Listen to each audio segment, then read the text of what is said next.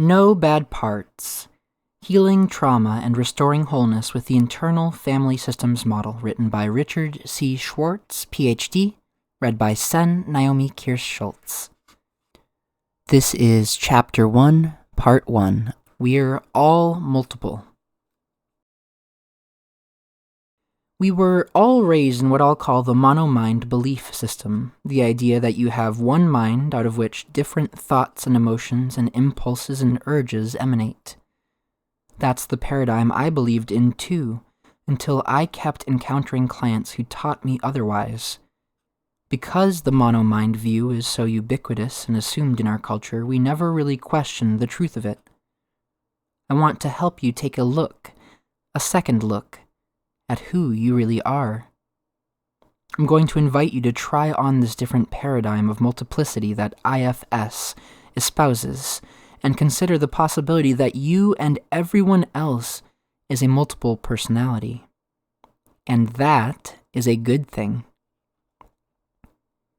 I'm not suggesting that you have multiple personality disorder, now called dissociative identity disorder, or DID, but I do think that people with that diagnosis are not so different from everybody else.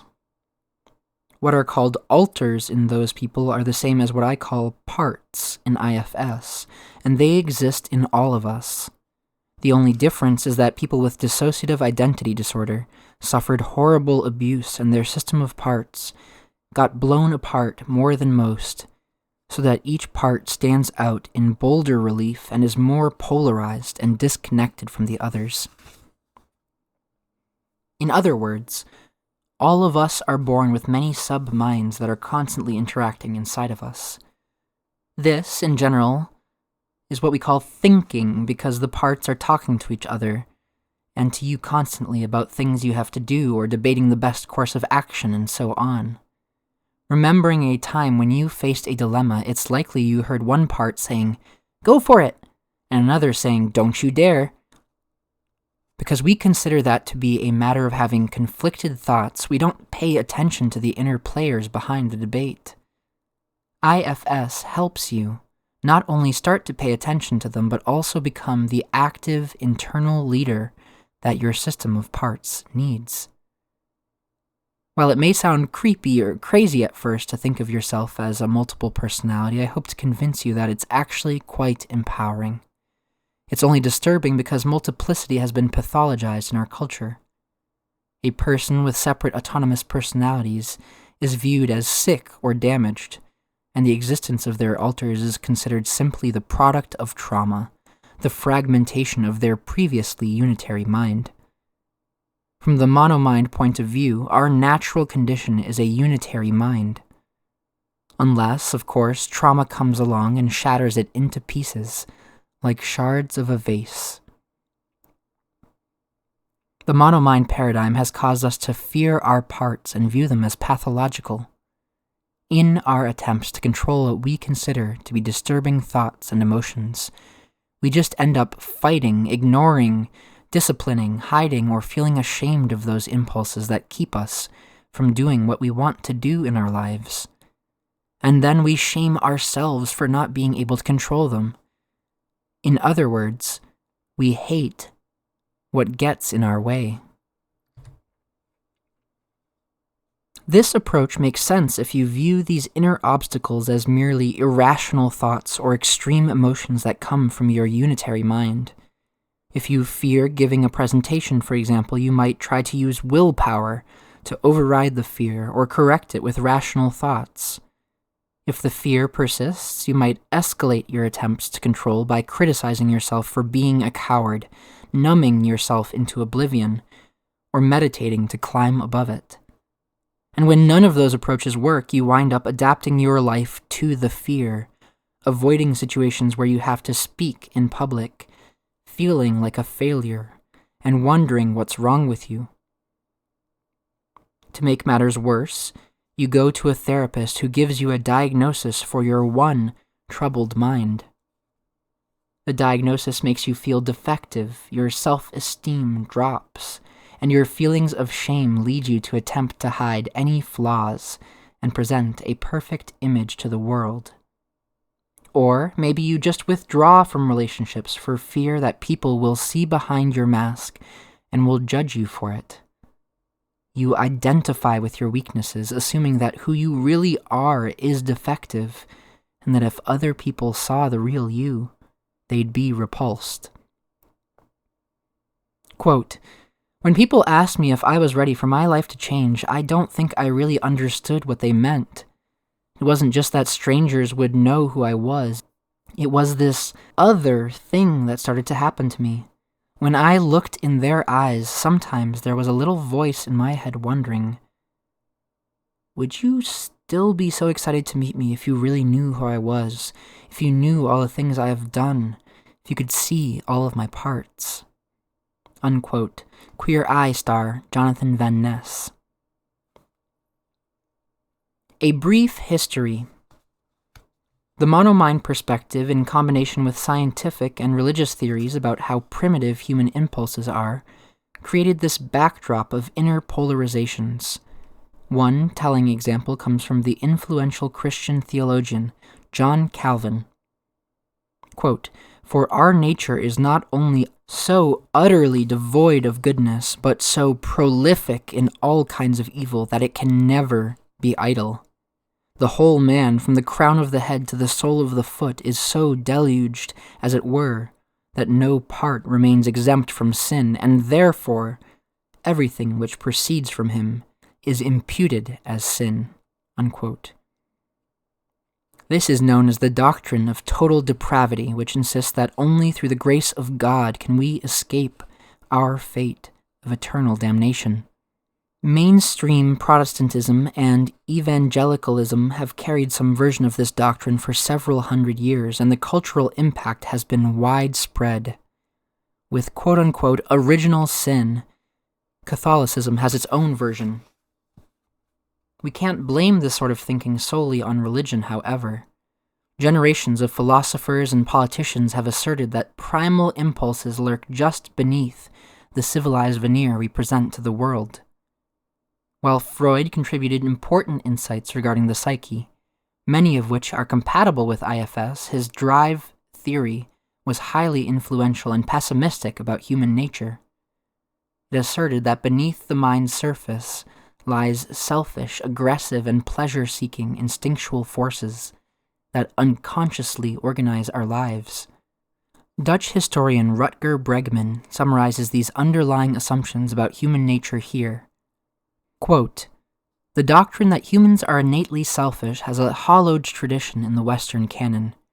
Great thinkers like Thucydides, Augustine, Machiavelli, Hobbes, Luther, Calvin, Burke, Bentham, Nietzsche, Freud, and America's founding fathers each had their own version of the veneer theory of civilization." Willpower and shame. The emphasis on willpower and self-control permeates American culture. We think we should be able to discipline our primitive, impulsive, sinful minds through willpower. Countless self-help books tell us it's all a matter of boosting our ability to control ourselves and develop more discipline. The concept of willpower, too, has historical roots, namely in the Victorian era with its Christian emphasis on resisting evil impulses. The idea of taking responsibility for oneself and not making excuses is as American as apple pie. Sadly, our worship of willpower has been used by politicians and pundits to justify increasing levels of income disparity. We're taught that people are poor because they lack self-control, and that rich people are wealthy because they have it, despite research to the contrary. Studies show, for example, that lower-income people become empowered and productive once they are given enough money to cover their basic survival needs. However, the very real fact, especially considering the economic effects of the current pandemic, is that the rug could be pulled out from under most of us at any moment, and that threat keeps the survivalist parts of us humming. Because this willpower ethic has become internalized, we learn at an early age to shame and manhandle our unruly parts. We simply wrestle them into submission. One part is recruited by this cultural imperative to become our inner drill sergeant and often becomes that nasty inner critic we love to hate. This is the voice that tries to shame us or attempts to outright get rid of parts of us that seem shameworthy. The ones that give us nasty thoughts about people, for example, or keep us addicted to substances. We often find that the harder we try to get rid of emotions and thoughts, the stronger they become.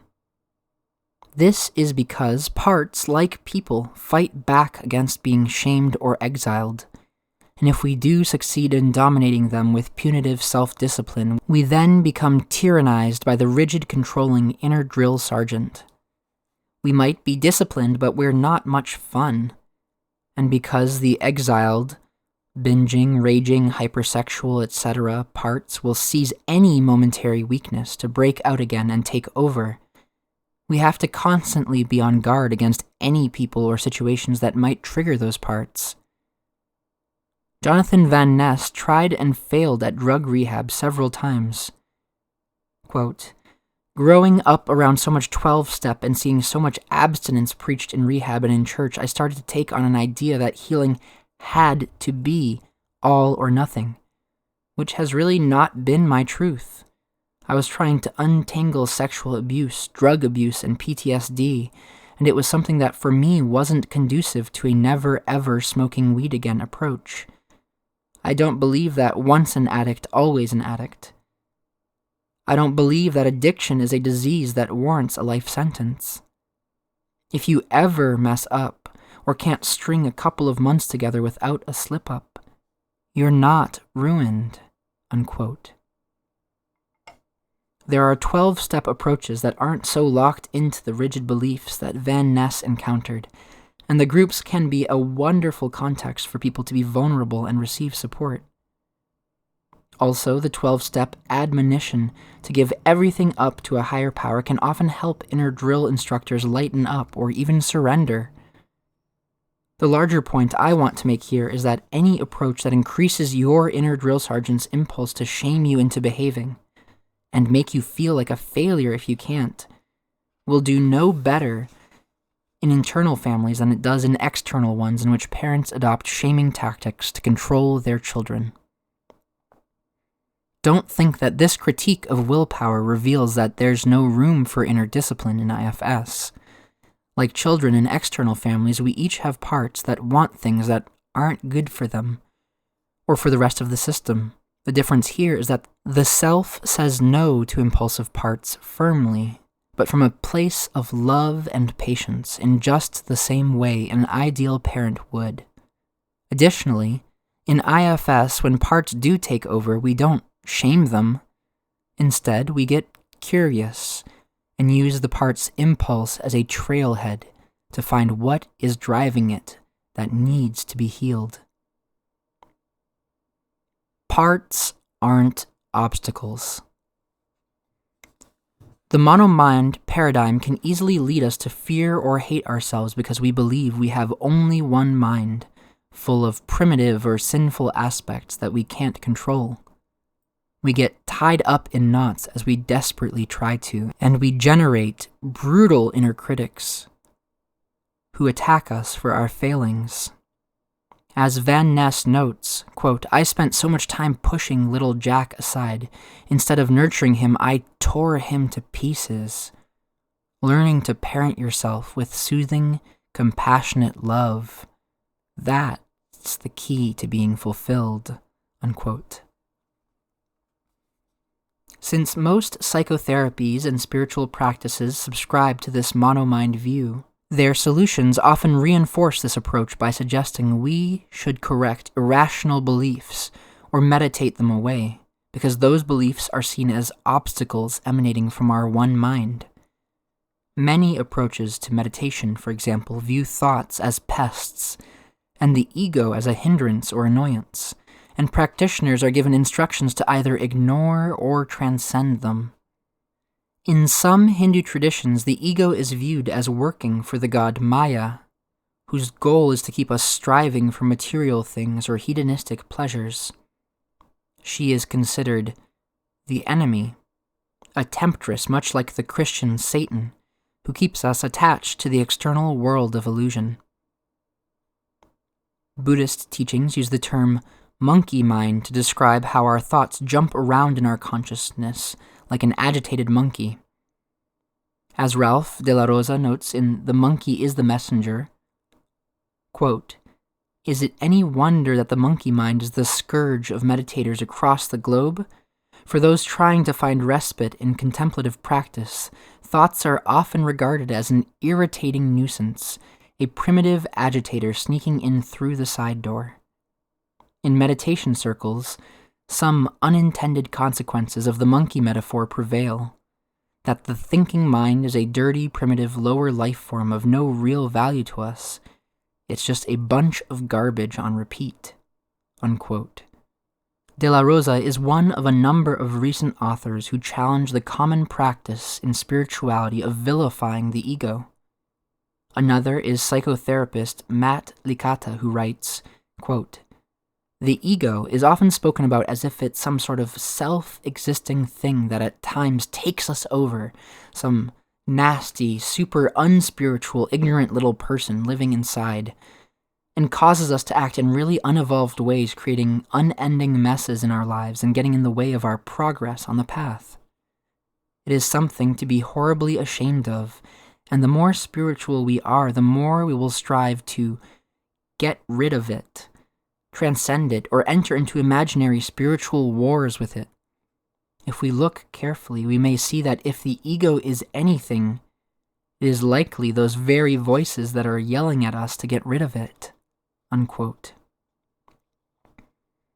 The collection of parts that these traditions call the ego are protectors, who are simply trying to keep us safe and are reacting to and containing other parts that carry emotions and memories from past traumas that we have locked away inside.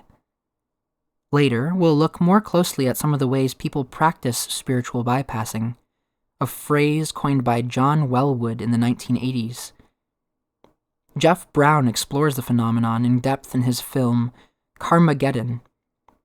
Quote, "After my childhood, I needed the kinds of spirituality that would keep me from allowing the pain to surface.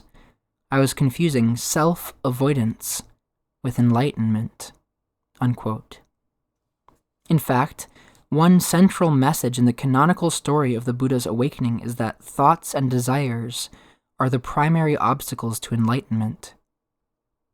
As he sat in meditation beneath the Bodhi tree, the Buddha was assaulted by a series of impulses and urges: lust, desire, fulfillment, regret, fear, insecurity, and so on, and it was only by ignoring or resisting them that he was able to attain enlightenment. That being said, the ubiquitous Buddhist-derived practices of mindfulness are a step in the right direction. They enable the practitioner to observe thoughts and emotions from a distance and from a place of acceptance rather than fighting or ignoring them. For me, that's a good first step. Mindfulness is not always pleasant, however.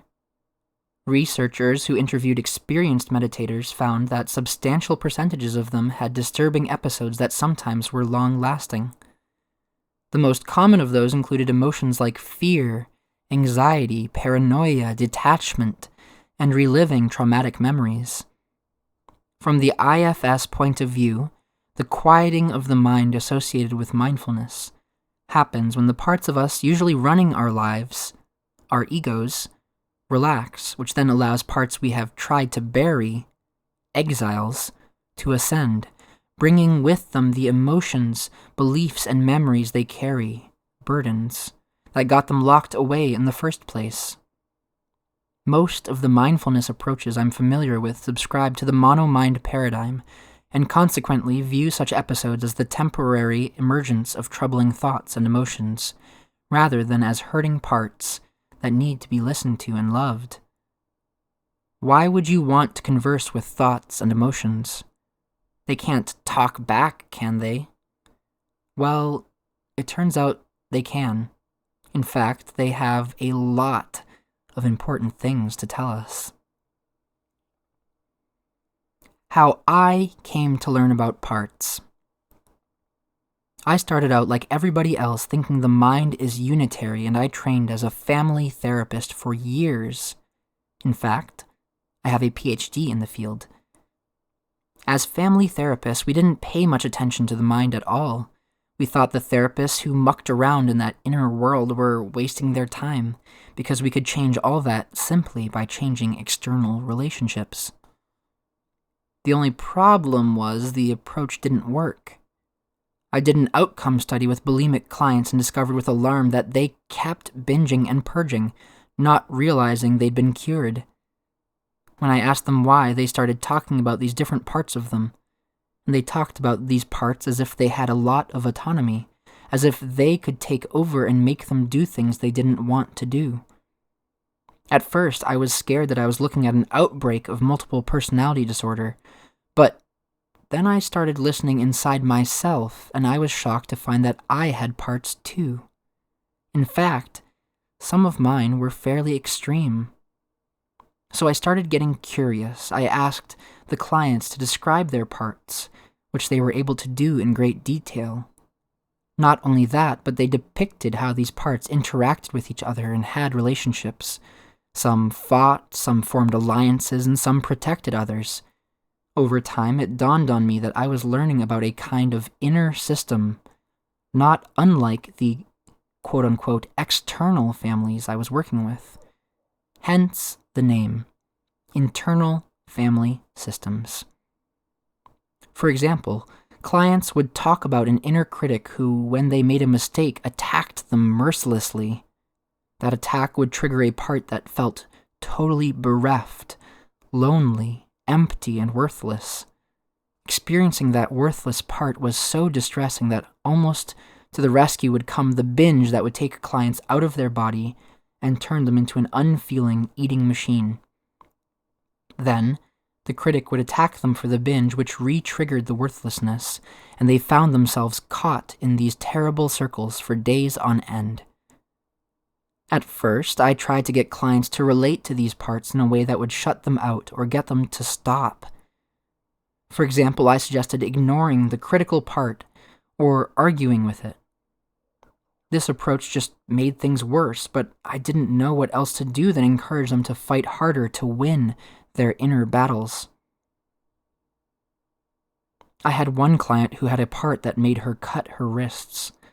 Well, I couldn't stand for that. My client and I badgered the part in one session for a couple of hours until it agreed not to cut her wrists anymore. I left that session feeling drained, but satisfied that we had won the battle. I opened the door to our next session and my client had a big gash across her face. I collapsed emotionally at that point and spontaneously said, "I give up, I can't beat you at this." And the part shifted too and said, "I don't really want to beat you." That was a turning point in the history of this work because I moved out of that controlling place and took on a more curious approach. Why do you do this to her? The part proceeded to talk about how it had needed to get my client out of her body when she was being abused and control the rage that would only result in more abuse. I shifted again and conveyed an appreciation for the heroic role it played in her life. The part broke into tears. Everyone had demonized it and tried to get rid of it. This was the first time it had the chance to tell its story. I told the part that it made total sense that it had to do that to save the woman's life in the past, but why did it still have to cut her now? It spoke of having to protect other highly vulnerable parts of her, and it had to control the rage that was still there. As it talked about all of that, it became clear to me that the cutting part wasn't living in the present. It seemed frozen in those abuse scenes and believed that my client was still a child and in grave danger, even though she wasn't anymore. It began to dawn on me that maybe these parts aren't what they seem. Maybe, like children in dysfunctional families, they are forced out of their natural, valuable states into roles that sometimes can be destructive but are, they think, necessary to protect the person or the system they are in.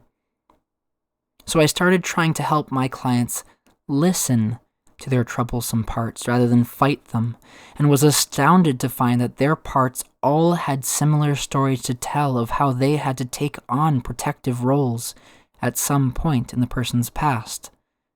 Often roles that they hated but felt were needed to save the client. When I asked these protective parts what they'd rather do if they trusted they didn't have to protect, they often wanted to do something opposite of the role they were in. Inner critics wanted to become cheerleaders or sage advisors. Extreme caretakers wanted to help set boundaries. Rageful parts wanted to help with discerning who was safe. It seemed that not only were parts not what they seemed, but also they each had qualities and resources to bring to the client's life that were not available while they were tied up in the protective roles. Now, several decades and thousands of clients later, and thousands of therapists doing IFS around the world, I can safely say that this is true of parts. They can become quite extreme and do a lot of damage in a person's life, but there aren't any that are inherently bad. Even the ones that make bulimics binge or anorexics starve or make people want to kill themselves or murder people, even those parts, when approached from this mindful place, this respectful, open, curious place, will reveal the secret history of how they were forced into the role they're in, and how they're stuck in that role, terrified that if they don't do it, something dreadful will happen. And that they're frozen in the past during the traumatic times when they had to take on the role. Let's pause here to explore the spiritual implications of this discovery. Basically, what I found is that love is the answer in the inner world, just as it is in the outer world. Listening to, embracing, and loving parts allows them to heal and transform as much as it does for people. In Buddhist terms, IFS helps people become bodhisattvas of their psyches in the sense of helping each inner sentient being, part, become enlightened through compassion and love. Or, through a Christian lens, through IFS, people wind up doing in the inner world what Jesus did in the outer. They go to inner exiles and enemies with love, heal them and bring them home, just as he did with the lepers, the poor, and the outcasts. The big conclusion here is that parts are not what they have been commonly thought to be. They are not cognitive adaptations or sinful impulses. Instead, parts are sacred, spiritual beings, and they deserve to be treated as such. This has been part 1 of chapter 1 of No Bad Parts, Healing Trauma and Restoring Wholeness with the Internal Family Systems Model, written by Richard C. Schwartz, PhD, read by Naomi Kirst-Schultz. Stay tuned for part 2.